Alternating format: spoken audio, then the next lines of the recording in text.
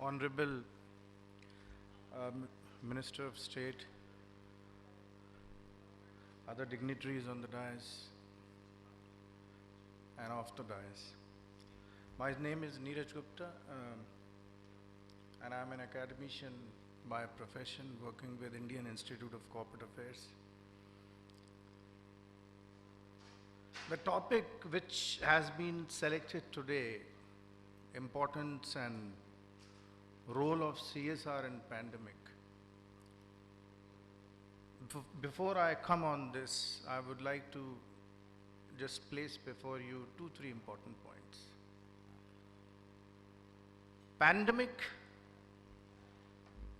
was entirely unexpected and shaken the entire world, each and every country, and each and every citizen of our nation.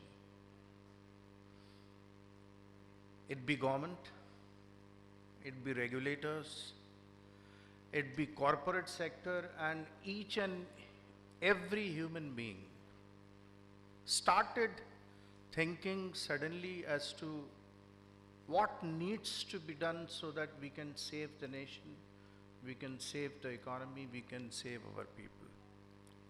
The responsibility and responsiveness which has been seen from the side of government. Our Member of Parliament has already placed before you some important facts, and I'm sure in previous sessions also, the model of governance and how things have been led from the top in order to make a real change which reaches to the groundmost level has already been discussed.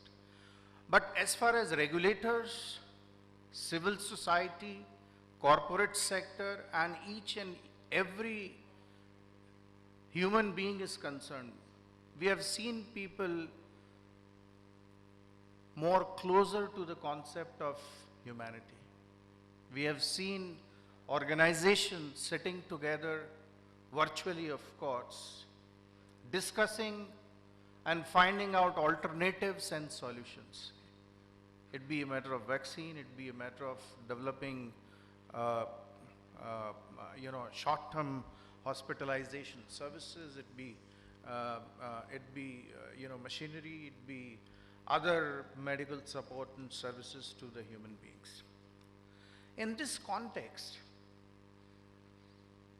the topic which has been chosen and the role which we expect from corporate sector is indeed important. And our Ministry of Corporate Affairs, which regulates all listed and unlisted companies, has proactively taken so many initiatives in terms of revisiting the Section 135 and making it more congenial so that a more participatory approach could be ensured. Going even a step forward, the respective ministers and the secretary himself wrote a letter to all those companies who earmark budget on CSR to have more participation. If we look at the concept of CSR, corporate social responsibility, to me, of course, we all can define and understand it in a different fashion. But to me, there is only one philosophy behind it, that is participation, assumption of responsibilities, a serious commitment for the purpose for which we have been established. I'm sure across different discussion platforms that is discussed, you look at Tata's, Birla's, Ambani's, and almost each and every business which is founder driven. The philosophy of business has always been to work in a way which generates employment, which generates profit to sustain and grow, and at the same time to work for the wider good. So society stakeholder is something which is the very nucleus of the corporate purpose. And hence, we should not view Section 135 as something which has suddenly come up in Companies Act 2013 and Ministry of Corporate Affairs as a regulator, and then later having multiple levels supports from other regulators, including SEBI, has come up. It is a philosophy, and its importance and role lies with the realization of that philosophy, and I'm happy to share what I have learned while interacting with the directors, interacting with the companies, because our ministry also undertakes a national CSR awards, which is nothing but again to invite companies to showcase how they are spending their money in a manner which creates examples of good governance. And they are rewarded. It was instituted in 2019. So having that, and with the interactions which I had, I have found that you look at the top 100 companies, you look at top 500 companies, 1,000 companies, each and every company which has unspent, unutilized CSR money have tried to work to face the pandemic and generate solutions.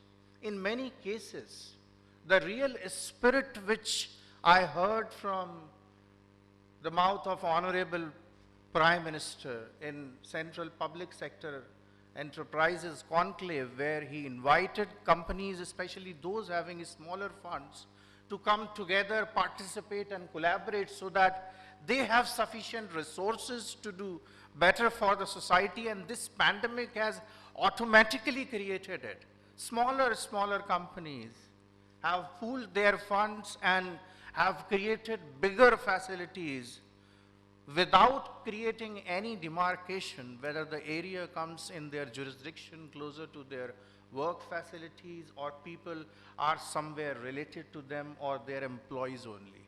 So this larger action which has been seen on the side of corporates utilizing their CSR funds in pandemic is a biggest example which can be quoted as completely Indian best practice, where the world even can learn. On many occasions we learn from them. This is the other way around, where people, jurisdictions can learn from us how in a participatory manner we have created some beautiful examples which has given us a respect to the private sector and public sector corporations, that they have been instrumental in aligning their objectives with the national development. So friends, I endorse this idea, and definitely we can take it up. Just one last point which I would like to make. Mr. Jain was indicating towards that. What is more important today, now, at this level where we have traveled for the last 7, 8 countries on this? The understanding needs to be kept very clear for the expectations of various parties. What happens is, some regulation comes, we earmark money, we start doing something or the other. I mean, even we play table tennis or golf, we have to understand the rules first. So I'm not asking you to refer to the rules here. Everybody understands the rule. The rule here, in my words, is understand the expectations of the civil society.